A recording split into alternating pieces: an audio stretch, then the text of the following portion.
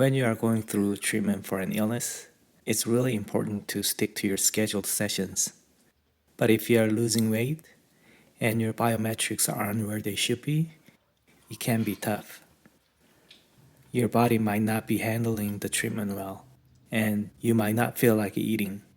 It's a challenging cycle, but it's crucial to eat whatever you can to help replenish your body. When you need a little pickup, this delicious, inviting, and comforting creamy chicken soup is just what you need. A creamy chicken noodle soup is packed with hydration, protein, and a variety of vitamins and minerals. The veggies and warm, soothing broth provide a comforting benefits, especially when you're on the mend.